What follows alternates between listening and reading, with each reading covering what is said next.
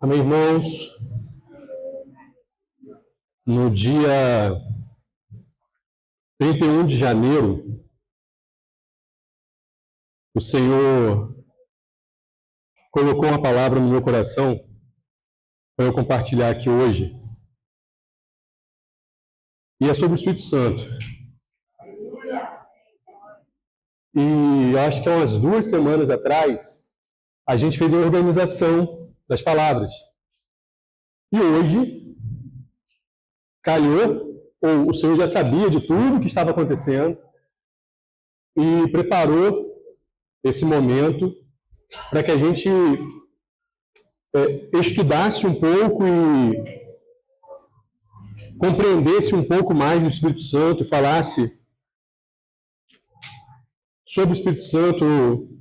Na verdade, a palavra que veio ao meu coração é aquela palavra lá em João, a gente não vai ler ainda, mas é aquela palavra lá em João 14, em que Jesus promete o Espírito Santo.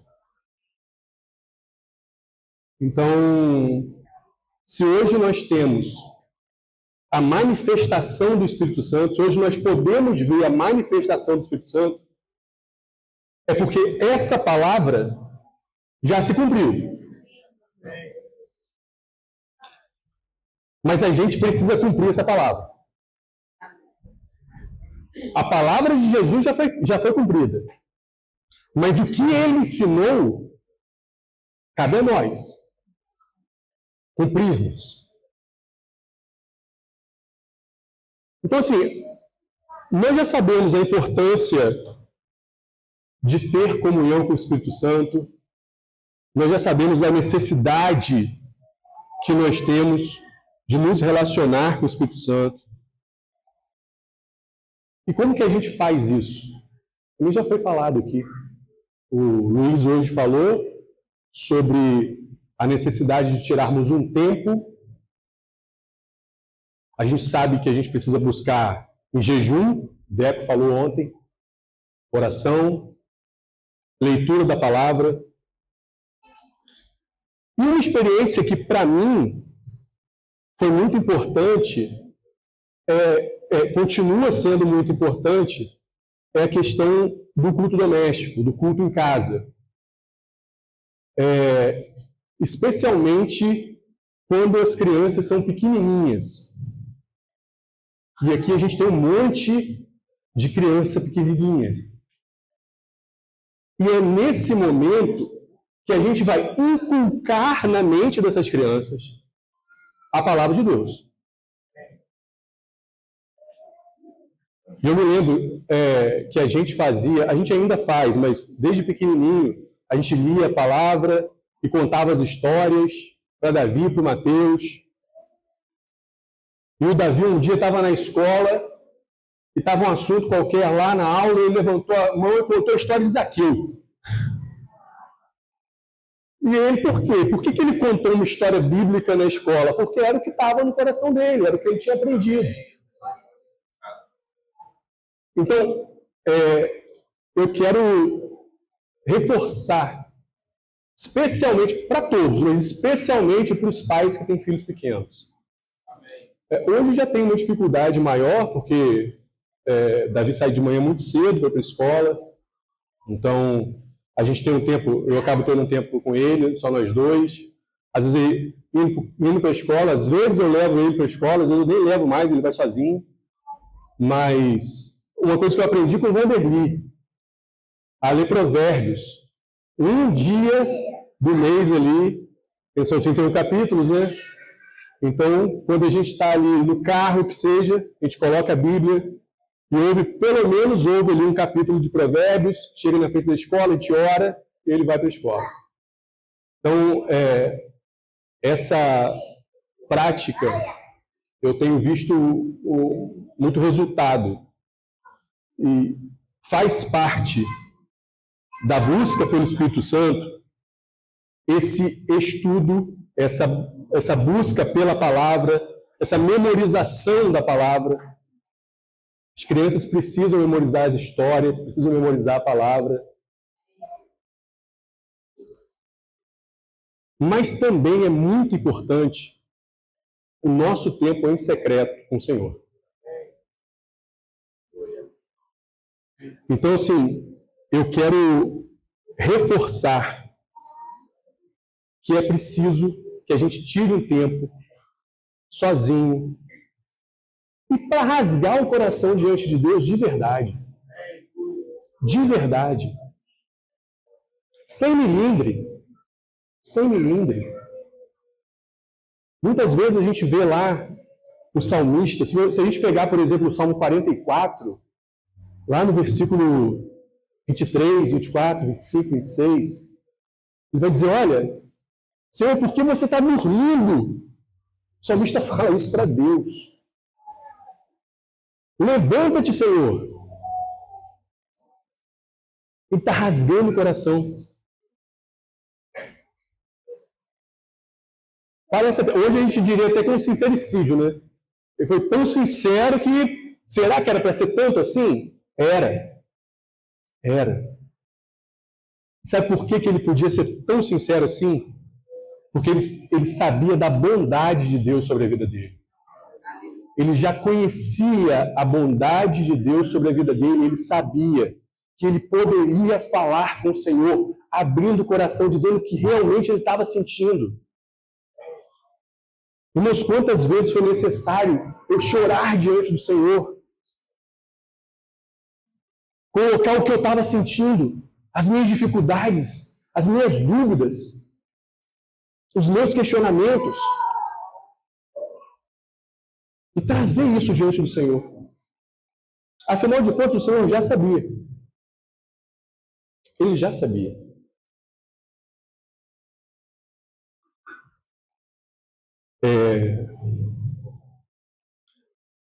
Eu vou tomar cuidado com o tempo. Mas a gente precisa relembrar, assim como o salmista já sabia, a gente precisa relembrar que o Senhor, Ele está disposto a nos buscar em todo o tempo. Se a gente pegar lá no começo, lá em Gênesis, lá no comecinho da Bíblia, quando Adão peca, tem o pecado, o juízo e um chamado. Quem chama quem? Deus chama Adão. Depois Caim. O que acontece com Caim? Pecado, juízo, e alguém procura outro. Quem procura? Deus. Deus novamente procura. Depois Babel. Pecado de Babel, o juízo, a divisão das línguas, e depois o chamado, a procura de Deus por meio de Abraão. Então, se a gente olhar lá em Gênesis, um capítulo acaba Babel, no capítulo seguinte começa o chamado de Abraão. Esse é o retorno do Senhor. O Senhor voltando a chamar as pessoas a se relacionarem com Ele. Deus está o tempo todo disposto a nos ouvir. Deus está o tempo todo disposto a se relacionar conosco. Ele quer ter um relacionamento conosco. O livro de Levítico parece que não tem muito sentido, né? Hoje a gente vai olhar o livro de Levítico. Para que serve o livro de Levítico? Ontem, né, o Lucas estava falando aqui que a gente estava estudando lá no grupo caseiro lá de Rio das Ostras, a carta de Filemão, de Paulo a Filemão. E aí a gente ficou pensando também o que tem essa carta para a gente estudar, e a gente aprendeu tanta coisa ao ler aquela carta de Filemão. E o livro de Levítico, ele só tem esse nome, Levítico, a partir da Septuaginta, né? Que um dia alguém resolveu transcrever ou traduzir a Bíblia do hebraico para o grego.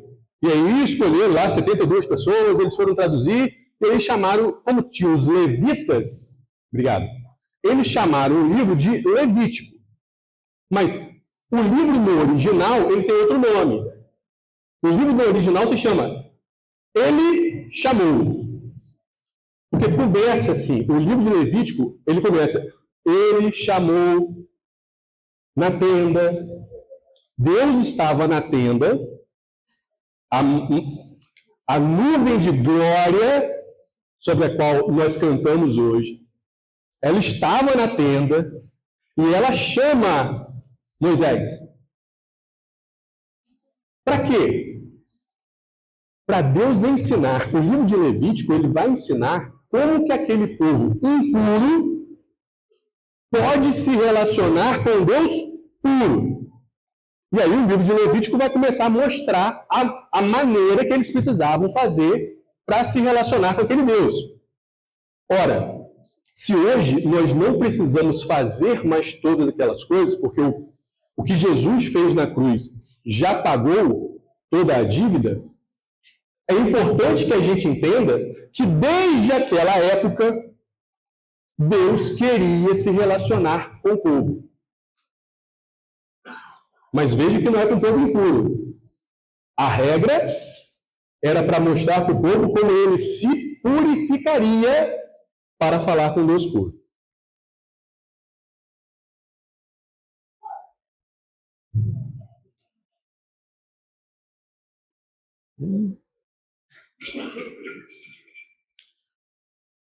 Então a gente vai ver agora o Espírito Santo, como que Jesus fala sobre o Espírito Santo, o que Jesus fala sobre o Espírito Santo. A gente já entendeu que existe uma manifestação do Espírito Santo, que os dons são derramados. A gente sabe que Paulo fala sobre o Espírito Santo. Mas a ênfase que eu queria trazer hoje é Jesus falando sobre o Espírito Santo. O que ele nos ensina. E aí, João 14, a partir do versículo 15, diz o seguinte: se vocês me amam, obedeçam a meus mandamentos. E eu pedirei ao Pai, e ele lhes dará outro encorajador, outro conselheiro, que nunca os deixará. É o Espírito da verdade. O mundo não o pode receber, pois não o vê e não o conhece. Mas vocês o conhecem, pois ele habita com vocês agora, e depois estará em vocês. Não os deixarei órfãos, voltarei para vocês. Em breve, o mundo não me verá mais, mas vocês me verão, porque eu vivo, vocês também viverão.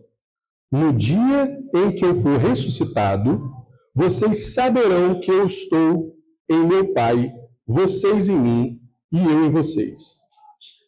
Aqueles que aceitam meus mandamentos e lhes obedecem são os que me amam. E porque me amam, serão amados por meu Pai. E eu também os amarei e me revelarei a cada um deles. Judas, não Iscariotes, disse: por que, Senhor, vai se revelar somente a nós e não ao mundo em geral? Jesus respondeu: quem me ama faz o que eu ordeno. Meu Pai o amará e nós viveremos para morar nele. Nós viremos para morar nele. Quem não me ama não me obedece.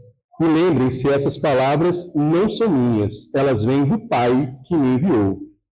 Eu digo essas coisas enquanto ainda estou com vocês. Mas quando o Pai enviar o encorajador, o Espírito Santo, como meu representante, ele lhes ensinará todas as coisas e os fará lembrar tudo que eu lhes disse. Eu lhes deixo um presente, a minha plena paz. Essa paz que eu lhes dou é um presente que o mundo não pode dar. Portanto, não se aflijam, nem tenham medo. Lembrem-se do que eu lhes disse. Vou embora, mas voltarei para vocês. Se o seu amor por mim é real, vocês deveriam estar felizes porque eu vou para o Pai, que é maior que eu. Eu lhes disse essas coisas antes que aconteçam, para que, quando acontecerem, vocês creiam. Não tenho muito tempo mais para falar com vocês, pois o governante desse mundo se aproxima. Ele não tem poder algum sobre mim, mas farei o que o Pai requer de mim, para que o mundo saiba que eu amo o Pai. Levantem-se e vamos embora. O texto é grande, mas a gente tem muitas lições para tirar desse texto. Eu diria que a gente tem pelo menos 3 camadas que a gente pode alcançar a partir da leitura desse texto. Mas antes disso, eu preciso situar onde que se encontra esse texto. João 14. Mas o que está acontecendo aqui em João 14? João 14 ele está inserido num contexto que vai de João 13 a João 17. É chamado do discurso de despedida. A partir de João 13, acontece lá o lava-pés, a última ceia. Judas já sai ali para trair Jesus. Isso está acontecendo no capítulo 13. Jesus está dizendo que vai morrer. Os discípulos estão com medo. Eles estão em paz? Não.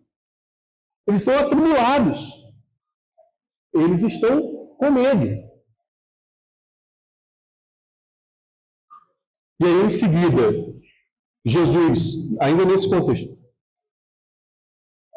E aí, nesse contexto, Jesus ainda vai falar sobre a videira, sobre a obra do Espírito Santo. E lá no capítulo 17, o finalzinho dessa parte, Jesus ora por mim e por você. Se você não sabe que Jesus já orou por você, depois leia João 17. Porque lá em João 17 ele fala, olha, peço não apenas por esse, mas em todos aqueles que um dia crerão. Esses somos nós. Jesus já orou por nós.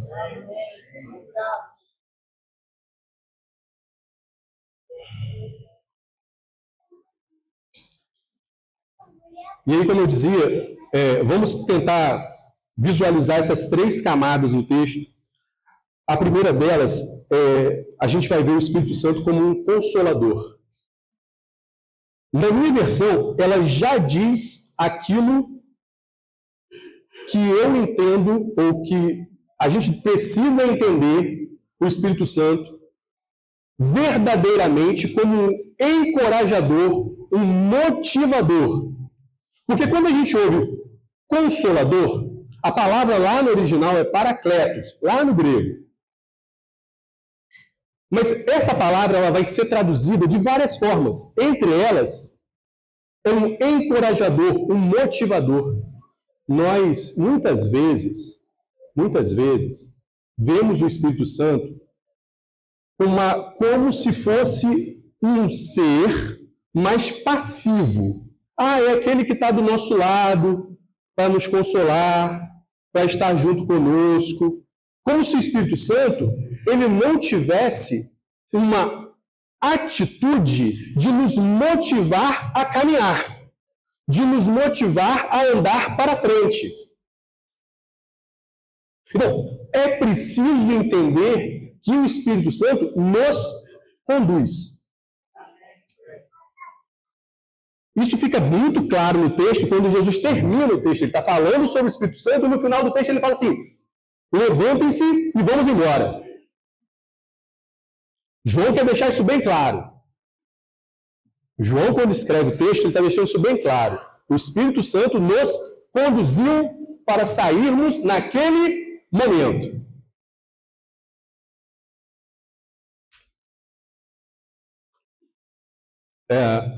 Essa questão das versões, só para eu deixar claro aqui, a minha versão é a nova versão transformadora, a NVT. E eu acho que foi uma escolha equivocada quando o Luiz estava falando aqui, né? Eu acho que foi uma escolha equivocada do tradutor. Foi a King James, inclusive, nem uma versão nova. A King James, antigona, né? Tem até filme, King James. Mas aquela versão que fala que o mundo, né, no coração, é King James. Então, eu acho que foi uma escolha equivocada do tradutor, mas ele não tinha intenção de colocar uma coisa errada, para a gente entender errado, né? Os tradutores não vão fazer dessa forma. Mas, enfim, o que eu preciso deixar claro nesse momento é que nós precisamos ser guiados pelo Espírito Santo e decisões importantes que devemos tomar devem ser guiadas, conduzidas pelo Espírito Santo.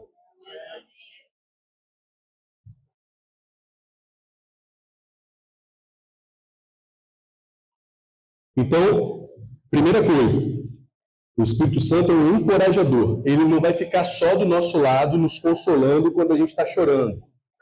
Ele vai nos consolar, mas vai trazer uma palavra de ânimo e uma direção.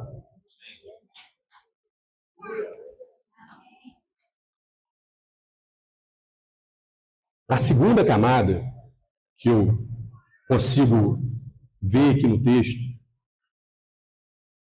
é que o Espírito Santo é um companheiro que nos traz à memória aquilo que Jesus ensinou. E esse Espírito Santo nos conduz a duas coisas: cumprir os mandamentos. Então, o Espírito Santo é um guardião moral, um guardião ético, e ele é aquele que nos ensina na ausência de Jesus. Então, Jesus já não está mais conosco, e o Espírito Santo, portanto, ele é um ensinador. É ele quem nos ensina. O poder do Espírito Santo vai se desenvolver por meio da palavra, do estudo da palavra e de uma vida íntegra. Quando recorremos ao Espírito Santo como aquele que nos confere poder, ele nunca pode estar divorciado de uma vida íntegra, de caráter ou de estudo da palavra, de ensino. Queremos poder do Espírito Santo. O que é necessário? Vida íntegra. Caráter. O que é necessário? Estudo da palavra. Gente, Deus se revelou a nós por meio da palavra.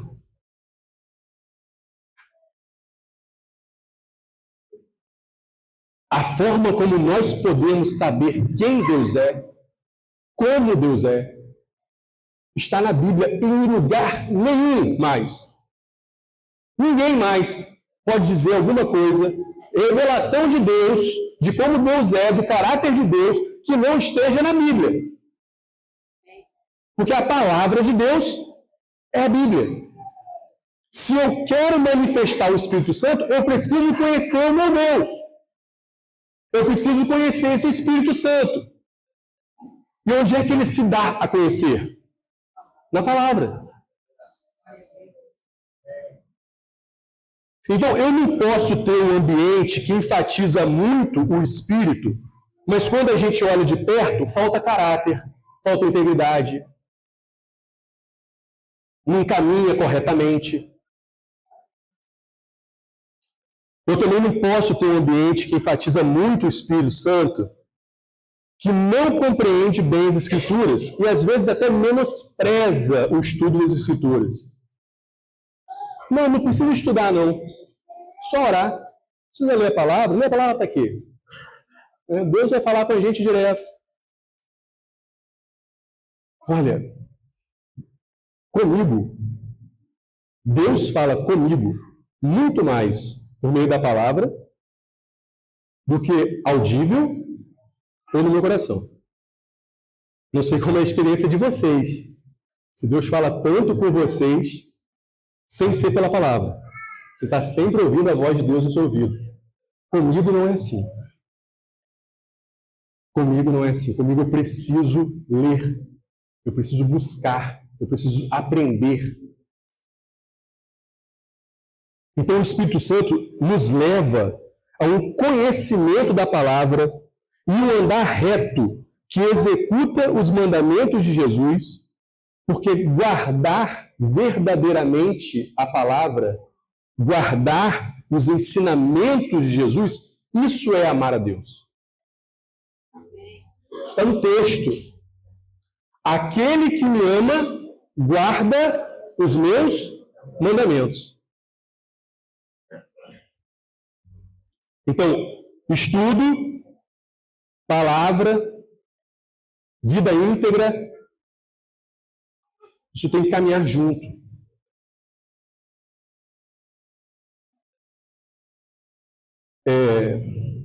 A gente precisa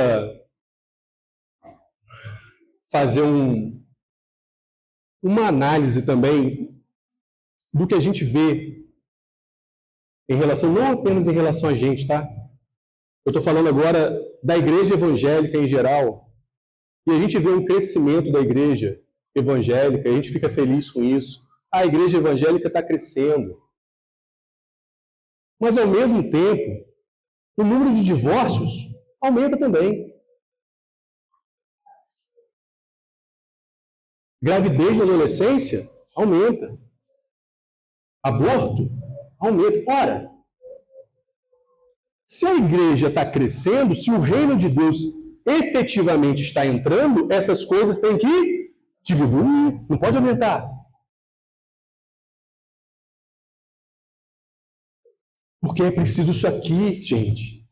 É preciso isso aqui, irmãos. É preciso buscar o Espírito Santo.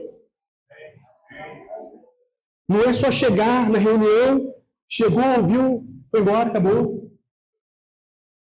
É preciso buscar o Espírito Santo. É preciso ensino. É preciso vida íntegra. É preciso ter caráter.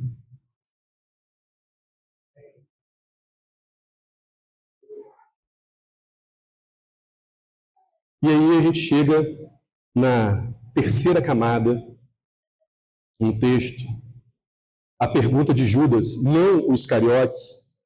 João deixa claro que não é os Iscariotes, porque no capítulo anterior ele fala que os Iscariotes saiu. Então ele quer deixar claro que não é, porque ele tinha saído, não ele diz dizer, né? Então, não os Iscariotes, por que se revelas a nós e não ao mundo? Os discípulos, naquele momento, voltando, Jesus está predizendo a sua morte. E os discípulos estão esperando ainda o reinado de Jesus. E aí Judas, não os Iscariotes, fala assim, olha, mas se você vai ser o rei, por que você está se revelando a nós 12 aqui, nessa casa, e não ao mundo? Porque se você quer ser o rei, você tem que se revelar ao mundo, você tem que dizer para o mundo que você é o rei, não para a gente. E aí Jesus diz o seguinte, olha, é na minha obediência ao Pai que eu me revelo ao mundo. O mundo me conhece por meio do meu testemunho. O mundo conhece a Jesus por meio do testemunho. Portanto, mandamentos, obediência, presença do Espírito estão relacionados com testemunho. E por último,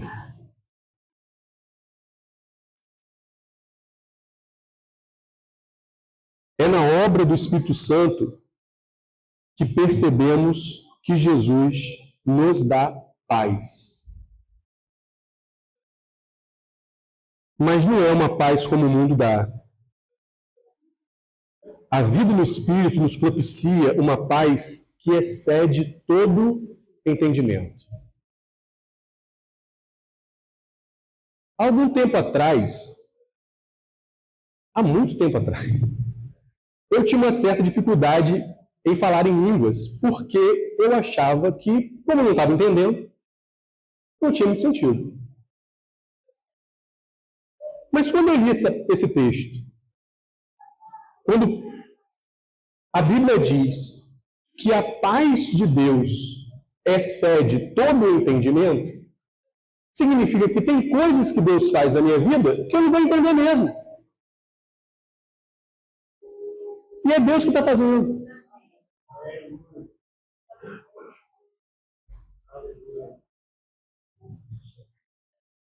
A paz que Jesus propicia está intimamente ligada em obedecer os seus mandamentos. É na obediência aos mandamentos de Cristo que a gente consegue ter aquela paz que excede todo entendimento. E aí, quando eu disse lá no começo que você sozinho ia rasgar o seu coração, ia dizer para Deus tudo o que você sente, tudo o que você precisa. Depois que você pegar a palavra, ler a palavra, obedecer a palavra, essa paz que excede todo entendimento, ela vai ser a resposta àquilo que você pediu a Deus. Essa paz, ela não vem pelos desejos carnais de prazer, de status, de ser importante, de ter bens materiais. Não é isso que Jesus promete. Não é isso que ele promete. A paz que Cristo dá é da ordem de quem encontra deleite e prazer em cumprir os seus mandamentos.